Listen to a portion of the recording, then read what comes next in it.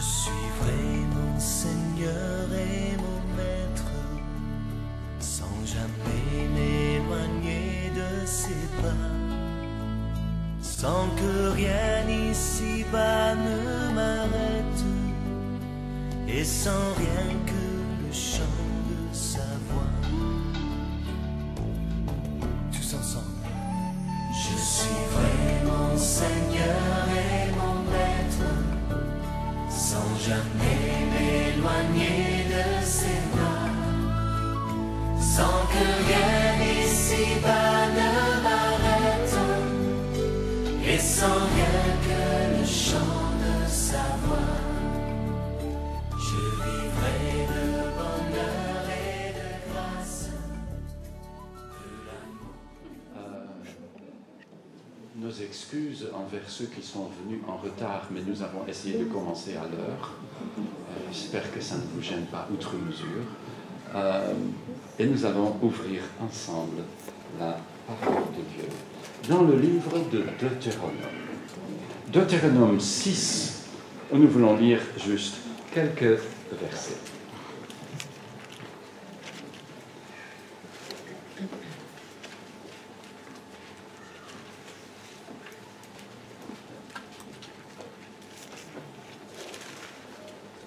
Deutéronome 6, verset 4.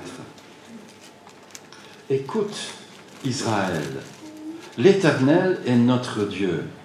Il est le seul Éternel. Tu aimeras l'Éternel, ton Dieu, de tout ton cœur, de toute ton âme et de toute ta force. Que ces commandements que je te donne aujourd'hui restent gravés dans ton cœur. Tu les inculqueras à tes enfants. Tu en parleras chez toi dans ta maison, et quand tu marcheras sur la route, quand tu te coucheras, quand tu te lèveras, qu'ils soient attachés comme un signe sur ta main et comme une marque sur ton front. Tu les inscriras sur les poteaux de ta maison et sur les montants de tes portes. Au verset 24, l'Éternel, notre Dieu, nous a ordonné d'appliquer toutes ces lois et de le craindre ainsi, afin que nous soyons toujours heureux et qu'il nous accorde de vivre comme il l'a fait jusqu'à ce jour. Nous serons donc, j'ai pas perdu ma phrase, nous serons donc justes si nous prenons soin d'obéir à tous ces commandements en présence de l'Éternel, notre Dieu, comme il nous l'a ordonné. Jusque-là. Prions. Seigneur, que ta parole puisse toucher notre cœur. Que, Seigneur, nous puissions être comme les croyants depuis plus de 3000 ans. Que nous puissions être fidèles dans l'alliance que tu as conclue avec nous. Éclaire-nous, Seigneur, et ouvre notre cœur par ton Esprit Saint, pour que nous entendions les paroles de ta loi. Au nom de Jésus. Amen. Après Genèse, Exode, non, Lévitique et Nombre, nous arrivons tout logiquement au livre de Deutéronome. Deutéronome veut dire, c'est du latin, veut dire deuxième loi.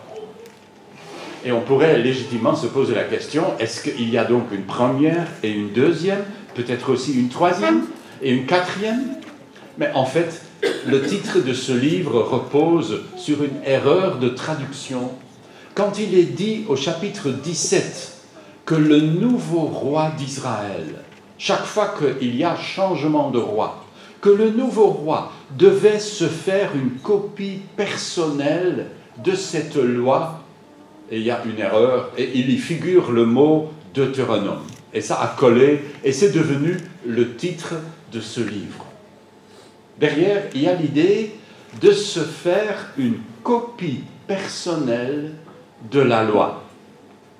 Je n'ai aucune idée combien de rois d'Israël se sont pliés à cet exercice. C'est un exercice. Je ne sais pas, dans l'idée de ce verset, ce qu'il faut comprendre par cette loi. Est-ce que c'était Genèse jusqu'à Deutéronome? Ça faisait beaucoup d'écriture. Est-ce que c'était juste le Deutéronome? Est-ce que c'était juste les chapitres clés de Deutéronome? Mais toujours est-il, il fallait l'écrire. Parce que de ce que nous entendons, nous ne retenons qu'une petite partie. De ce que nous entendons et lisons, nous retenons un peu plus. Mais on retient infiniment mieux quand on écrit. Je ne dis pas que nous devons donc écrire une copie personnelle de la Bible. Ce serait un exercice assez important.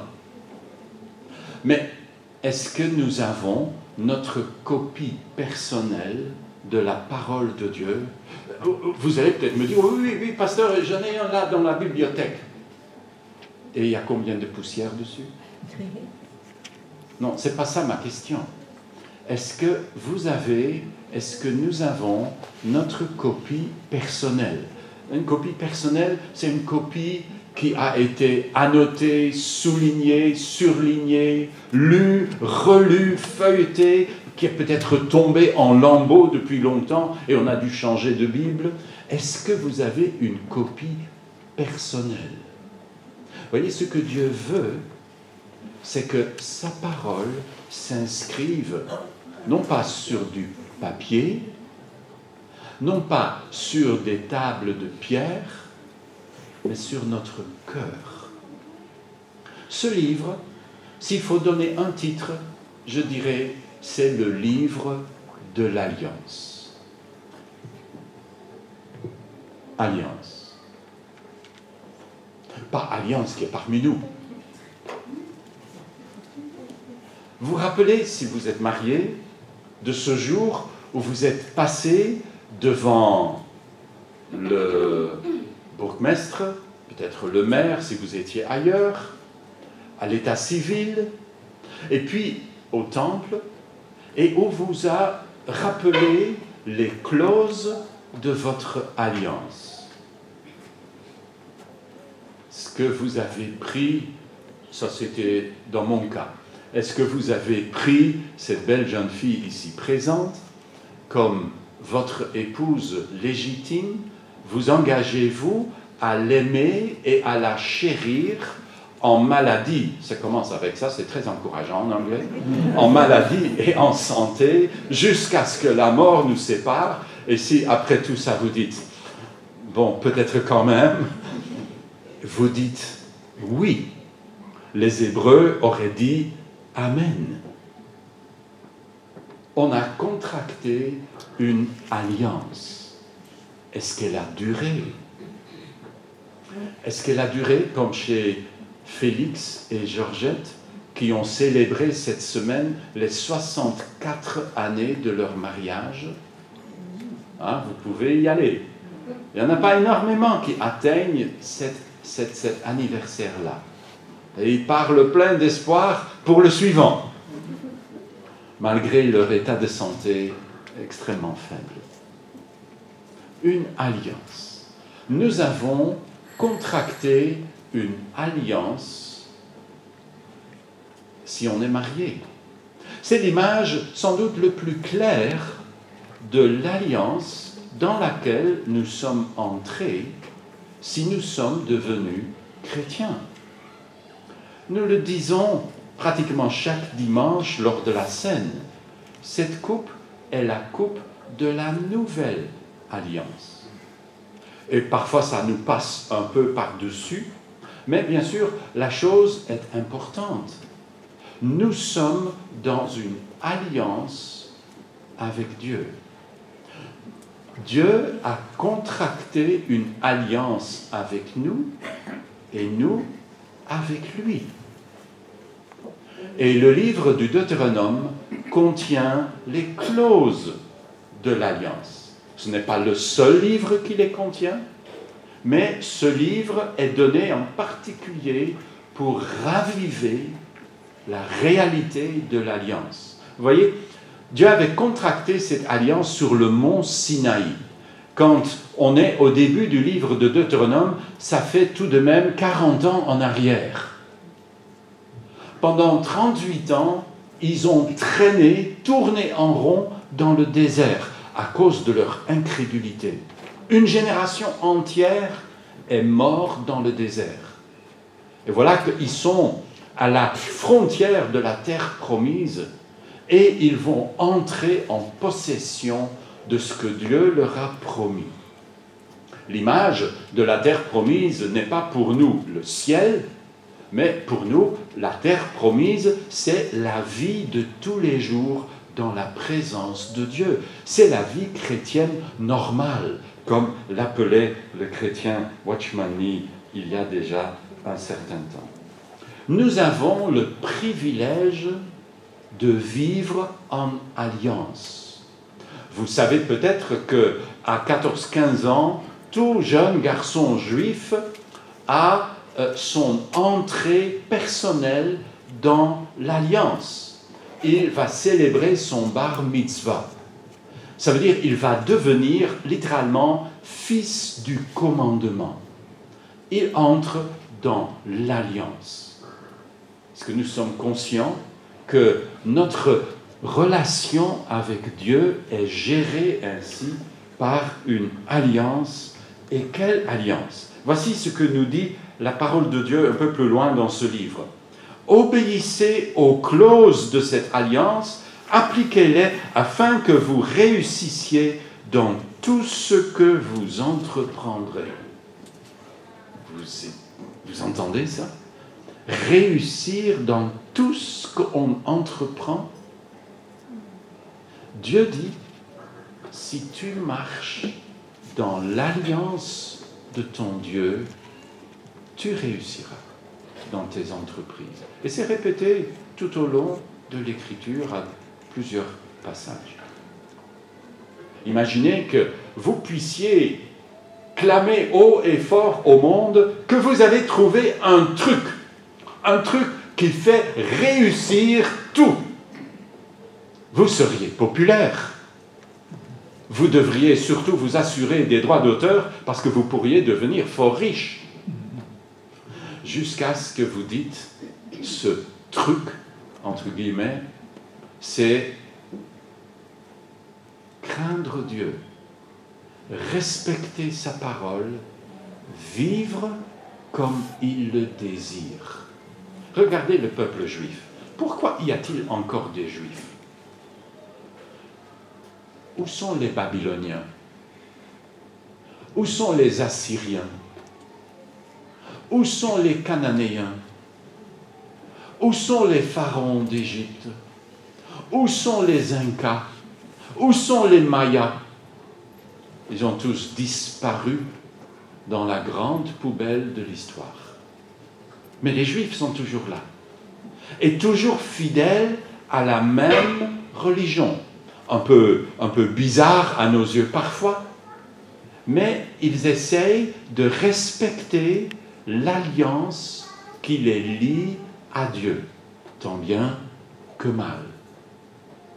Est-ce que l'alliance, la nouvelle, dans laquelle nous sommes entrés, aura une même persistance? Est-ce que chez nous, de génération en génération, on suivra dans l'alliance de notre Dieu? Ça, ce n'est pas encore assuré. Cela va dépendre, bien sûr, de notre façon de transmettre cette alliance. Bien sûr, nous avons beau dire, mais Dieu sait bien que ce n'est pas possible. Tu ne peux pas respecter intégralement tout ça. On est trop pécheurs. Et Dieu promet à son peuple, à la fin de ce livre, il dit, moi je vais toucher votre cœur. Parce que c'est là où tout se joue. Je vais circoncire votre cœur. Je vais vous donner un cœur nouveau. Pour que vous puissiez m'aimer. Parce que c'est là la clé. Dieu n'a jamais voulu que des gens lui obéissent à l'aveugle. Dieu a dit, c'est comme ça que je dois faire. Ça ne vaut pas grand-chose. Dieu veut qu'on lui obéisse en l'aimant. C'est pour cela que dans le texte que nous avons lu et que Jésus reprend, il nous demande de l'aimer de tout notre cœur et de toute notre pensée, de toute notre âme et de toute notre force. Aimer l'Éternel. Personne ne peut marcher dans l'alliance à moins d'aimer le Dieu de l'alliance. Nous comprenons cela sans aucun problème. Parce que dans tout mariage, c'est comme ça.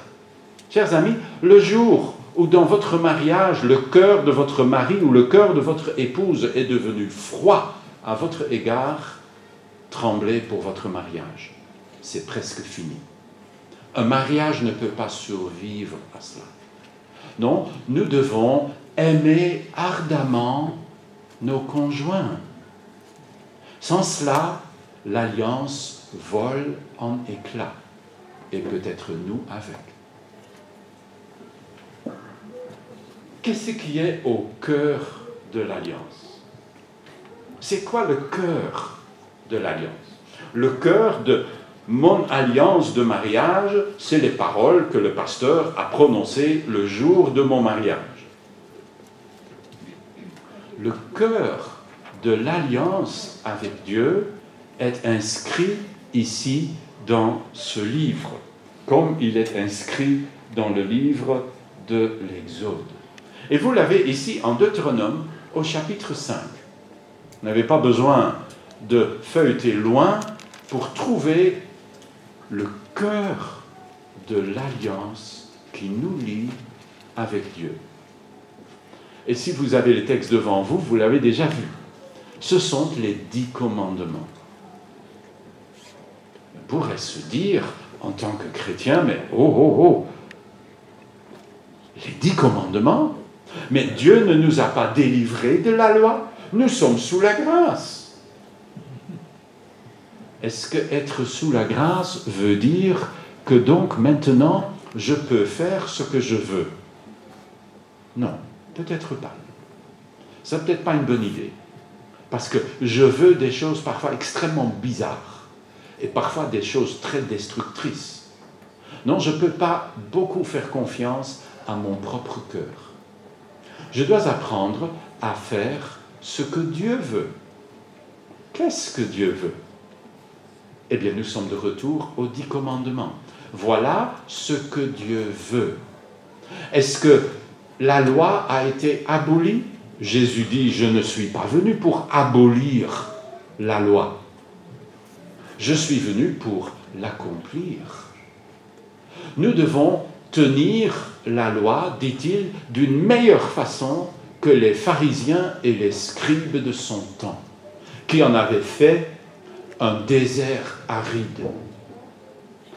Mais vivre dans les clauses de l'alliance du Dieu éternel qui donne la vie, c'est un véritable oasis dans lequel nous sommes invités à vivre. Est-ce que nous transmettons cela?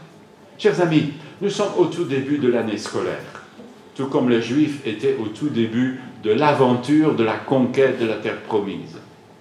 Nous sommes au début d'une année de cours à l'école de dimanche. Est-ce que vos amis, est-ce que vos enfants ont été bien appris à la maison? Est-ce qu'ils ont été bien éduqués dans la parole de Dieu? J'étais un peu triste. L'autre jour, déjà un peu loin, l'autre jour quand une de nos monitrices m'a dit avec un peu de tristesse, vous savez, quand on pose des questions à l'école de dimanche, même les questions les plus simples, et la citation était donnée des 10 commandements. Quand on demande aux enfants de nous citer l'une ou l'autre des 10 commandements, on rencontre un regard vide. À part une ou deux, personne ne sait répondre. Alors laissez-moi vous poser de nouveau la question. Est-ce que nous transmettons ces choses à nos enfants? Ou est-ce que nous avons déjà décidé depuis longtemps que nos enfants n'auraient jamais la même foi que nous? Que nos enfants, c'est assez bon qu'ils soient des païens, perdus à tout jamais. Est-ce que nous transmettons la parole de Dieu à nos enfants? Savez-vous que les saints sont fabriqués non pas au ciel, mais sur terre? Et bien sûr, le mot fabriqué entre guillemets.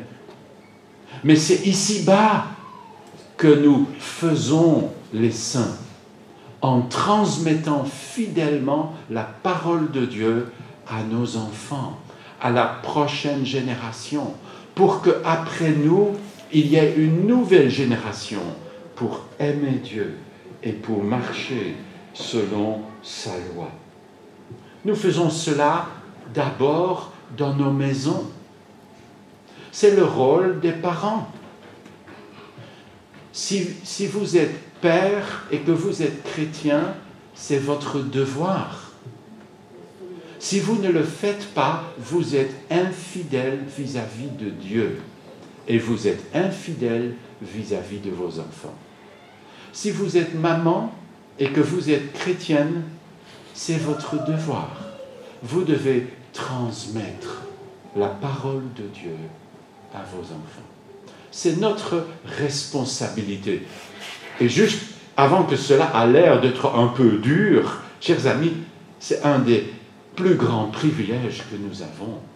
Partager notre foi, partager la parole de Dieu avec nos enfants est un véritable privilège. C'est là où les liens s'affermissent dans nos familles. Alors, qu'est-ce qu'il y a au cœur de l'Alliance? Laissez-moi tout simplement vous le rappeler. Ce sont les 10 commandements. Tout d'abord, ne pas avoir d'autres dieux dans notre vie.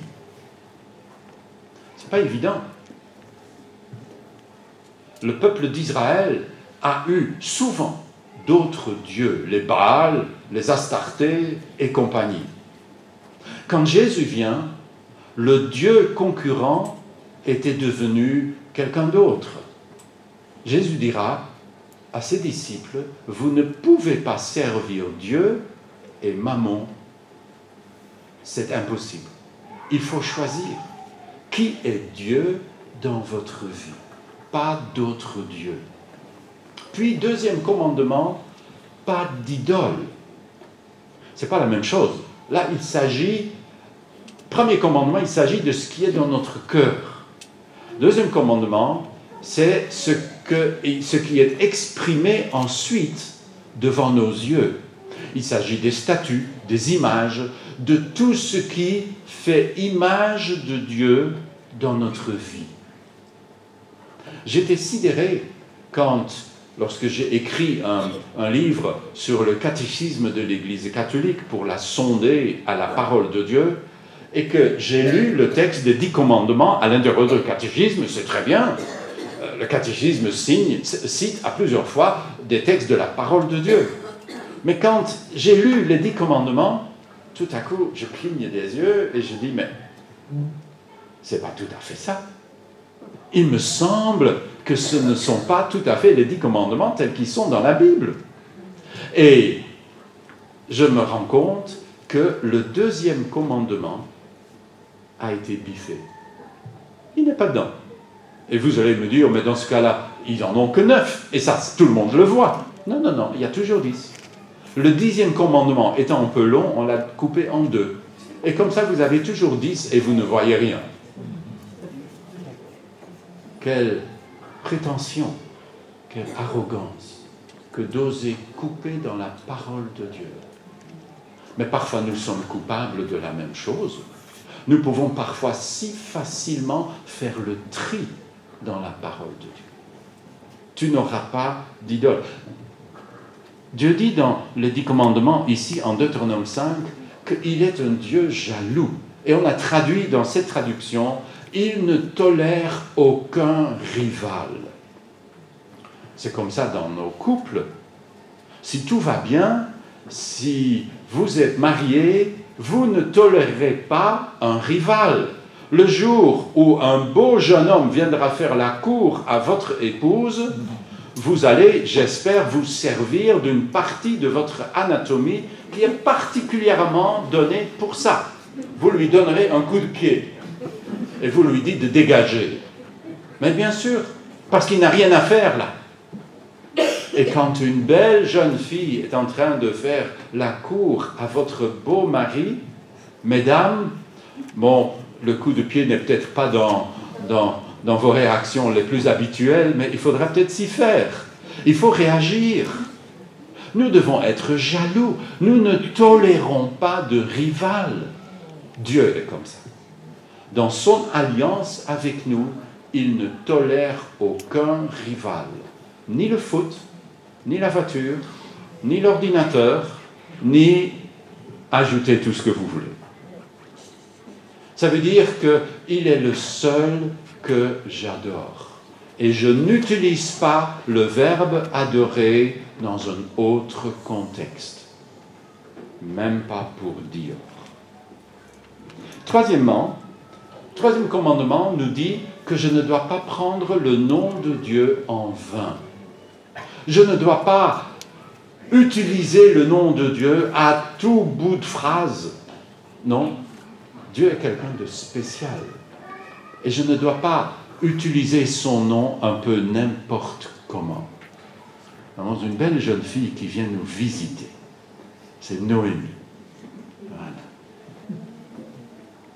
Tant qu'elle ne fait pas de bruit, il n'y a pas de problème. Jésus a traduit cela autrement dans le Notre Père. Ce troisième commandement, dans sa bouche, devient que nous devons sanctifier le nom de Dieu. Nous devons traiter Dieu comme quelqu'un de spécial, quelqu'un que nous aimons, quelqu'un que nous apprécions comme nul autre.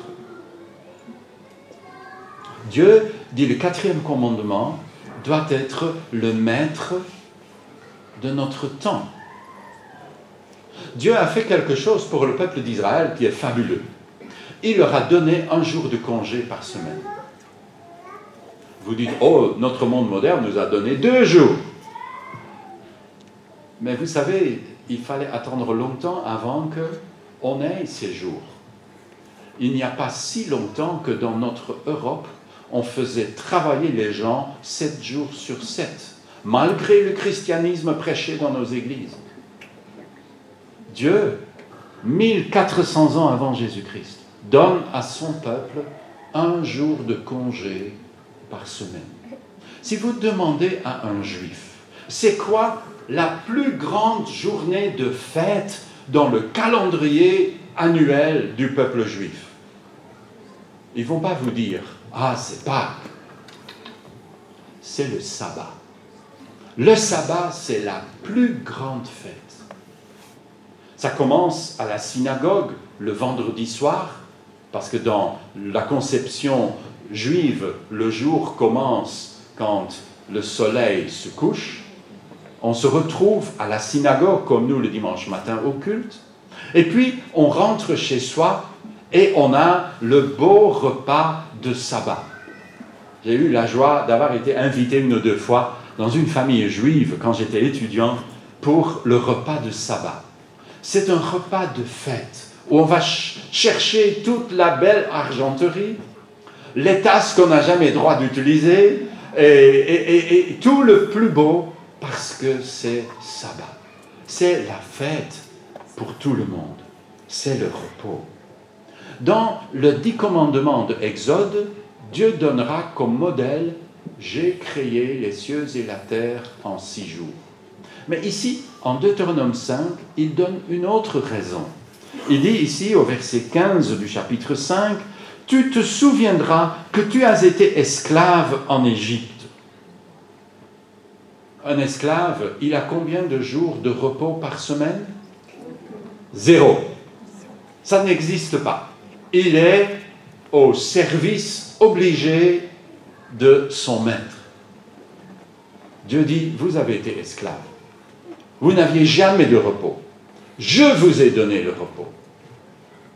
Et Dieu dit, vous aurez maintenant du temps. Du temps pour moi. Vous savez, ça veut dire que jamais un juif ne pouvait dire à Dieu, excuse-moi Seigneur, j'ai pas eu le temps. Ah non, tu as toujours le temps. 1 jour par semaine.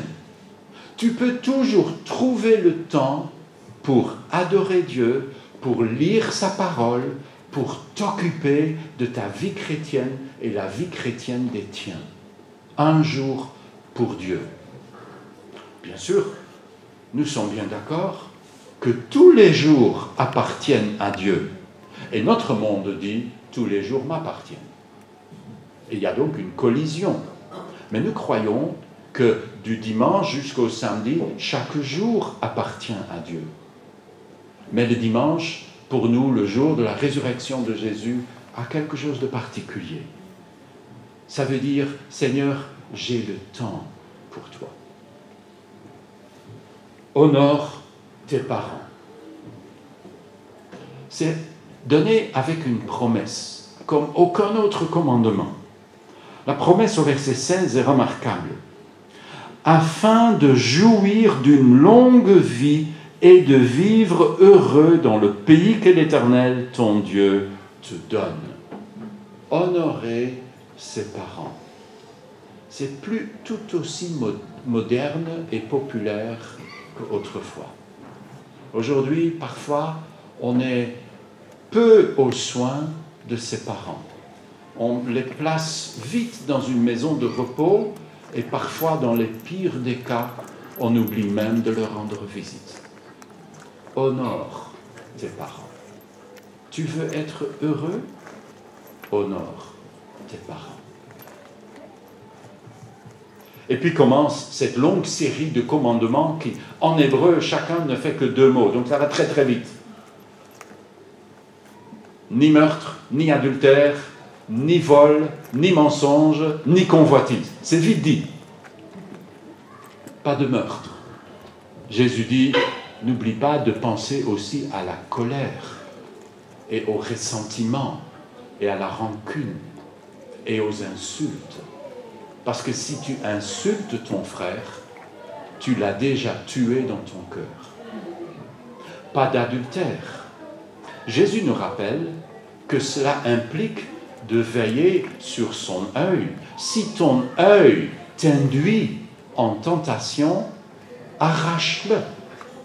Parce qu'il vaut mieux entrer borgne dans le royaume de Dieu qu'avec tes 2 yeux dans l'enfer.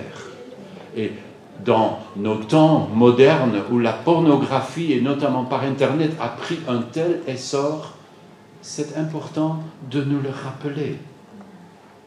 Pas de vol, être intègre, être honnête, jusqu'au dernier cent. Pas seulement avec le commerçant, mais aussi avec le fisc. C'est comme ça. Je suis chrétien, je ne vole pas. Ce n'est pas le genre de la maison. J'ai engagé une alliance. Pas de mensonge, pas de faux témoignages, pas que quelqu'un puisse être puni parce que moi, j'ai été faux dans mes paroles, ou parfois dans mon absence de parole. Dieu veut que nous soyons ainsi. Et puis, pas de convoitise. Parce que c'est là que commencent les problèmes. Je vois à la télé la belle voiture que je veux et je vais d'arrache-pied faire tout pour acheter cette belle bagnole et me mettre dans les dettes à tout jamais. Pas de convoitise. Vous savez, vous pouvez apprendre les 10 commandements dans notre monde moderne. Regardez bien autour de vous. Vous verrez les 10 commandements en négatif. Notre monde a inversé chacun de ces commandements. Pas d'autre Dieu? Si. T'en fais pas. Pas d'idole? Plein d'idoles. Etc. Chacun des commandements a été inversé. Et notre monde heureux, utilisez les guillemets, il n'est pas heureux.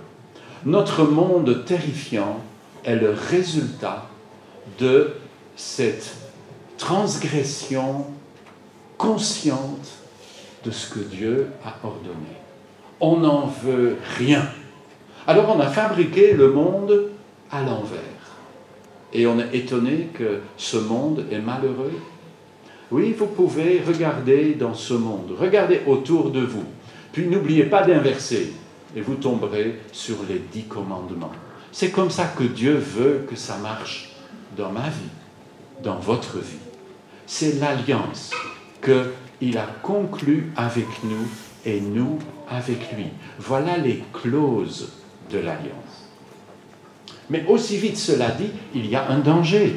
Ce que Dieu veut, ce n'est pas une obéissance à l'aveugle, mais une obéissance de cœur. Il dira plus tard par les prophètes, mon peuple ne m'aime pas. Il dit ceci dans le prophète Ésaïe. Ce peuple se tourne vers moi, mais ce n'est qu'en parole. Il me rend hommage, mais ce n'est que du bout des lèvres, car au fond de son cœur, il est bien loin de moi. Et la crainte qu'il me témoigne n'est faite que de règles que des hommes lui ont enseignées. Jésus reprend ça à son compte, en Marc 7. Il dit littéralement la même chose, il cite le prophète. Le problème d'une loi, c'est qu'on va y obéir sans y mettre le cœur. Il faut bien comme ça. Mais ça, Dieu dit, c'est pas acceptable. Je veux être aimé. Je veux qu'on obéisse avec amour. Comme Jésus le rappelle à Pierre, nous l'avons rappelé tout à l'heure. Un cœur qui t'aime et qui t'adore est plus que tout l'argent des rois. Quand tu arrives au bout de cela, tu n'es toujours qu'au bout du chapitre 11 du Deutéronome. Qu'est-ce qu'il y a dans le gros du livre qui reste? Je pourrais le dire dans quelques mots, parce que c'est quelque chose d'assez simple. Vous avez dans les chapitres 12 à 26 la mise en pratique de cela, de façon concrète. On pourrait écrire au-dessus de ces chapitres, et concrètement, qu'est-ce que ça veut dire? Comme nous l'avons chanté, et que je l'ai déjà rappelé, nous montrons l'amour de Dieu par nos actes. Et le Deutéronome, c'est cela. Comment est-ce que vous allez faire ça avec l'argent? Aimer Dieu. Alors, il y a quelques indications. Comment allez-vous faire ça avec vos sacrifices? Qu'est-ce que vous allez offrir et qu'est-ce que je ne veux pas recevoir de vous? Comment ça se fait en politique? Donc un chapitre sur la royauté en Israël. Comment est-ce que je dois faire ça quand il y a guerre? Vous savez qu'en Israël, on donnait congé à quelqu'un qui venait de se marier. Il était pendant 1 an exempt de service militaire pour qu'il ne puisse pas mourir à la guerre en étant tout jeune marié.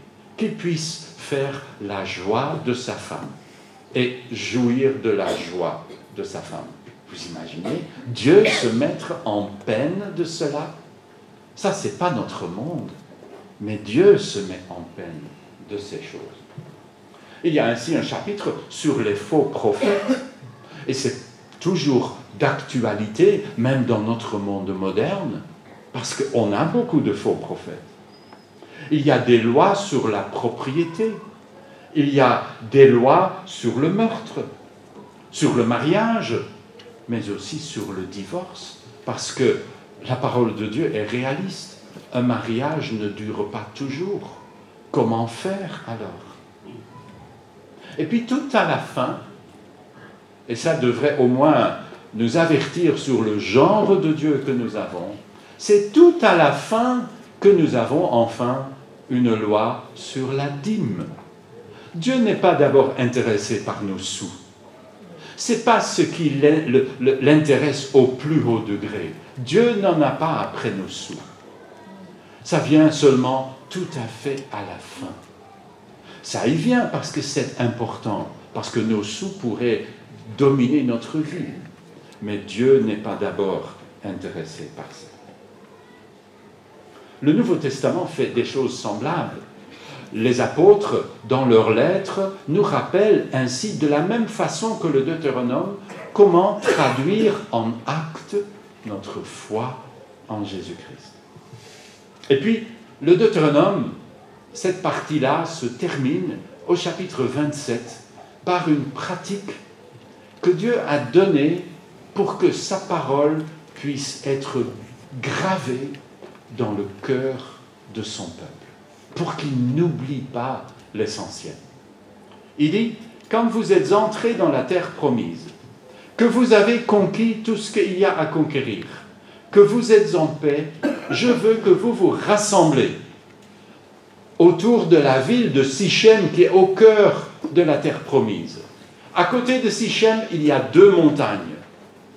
Je veux que le peuple se réunisse, 6 tribus, et Dieu donne les noms, 6 tribus sur la montagne de gauche et 6 tribus sur la montagne de droite.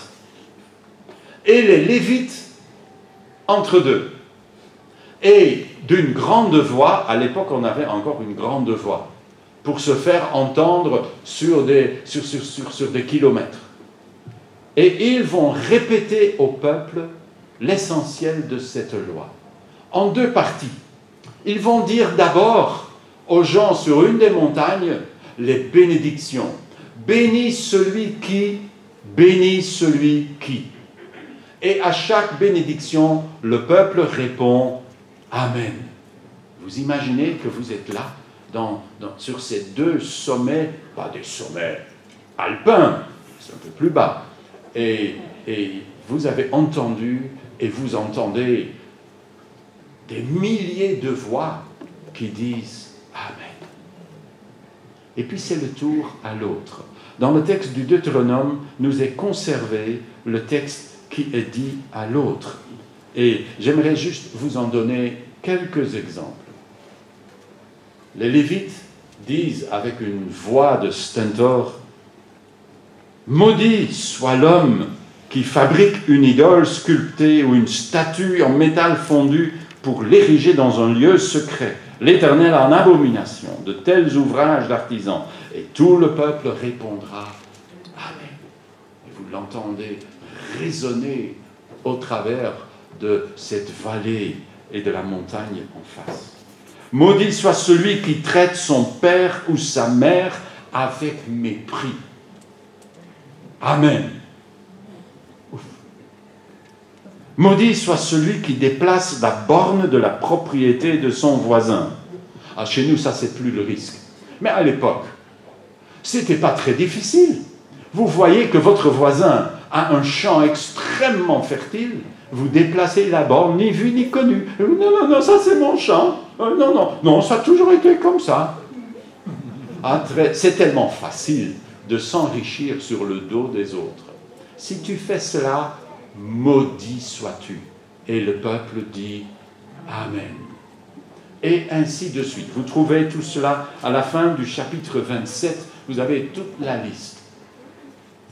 La Bible n'a pas donné le texte des bénis. On n'a pas besoin de se rappeler des bénis. Ça va presque de source. Mais on a besoin, nous, d'entendre les maudits. Parce que notre cœur, malheureusement, est toujours en faveur du négatif.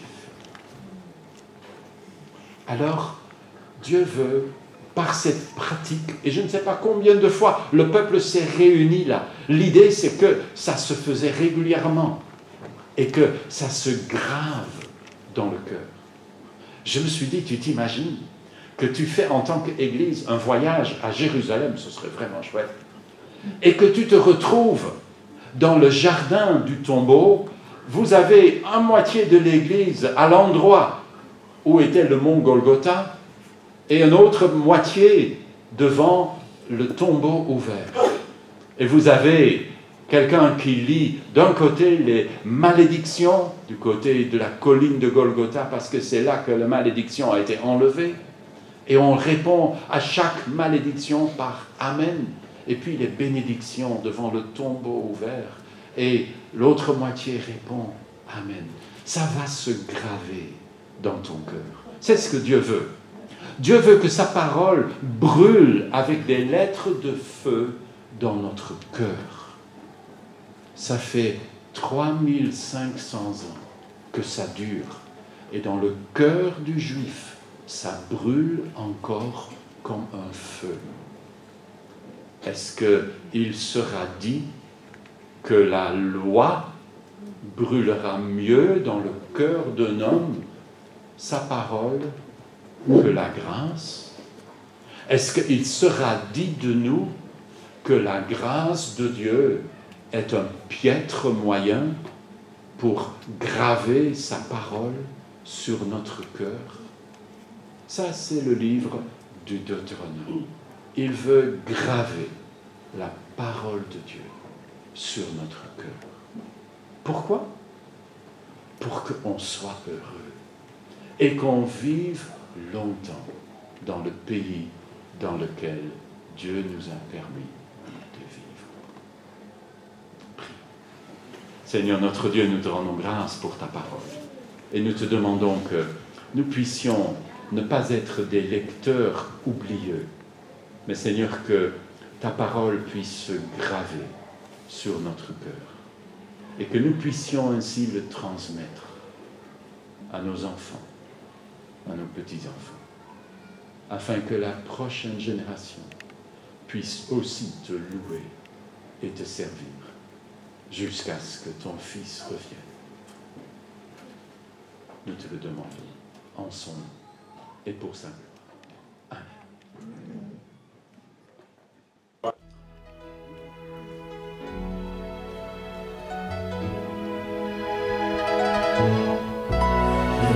grâce